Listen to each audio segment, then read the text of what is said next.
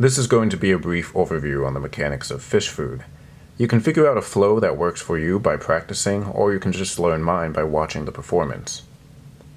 Pull down with the index finger like so, place this packet on the palm, and spin it with the left thumb. You want it to land somewhere around here, and you're going to be pushing it through like a pincho motion. As you do that, you'll grab this packet with your right thumb.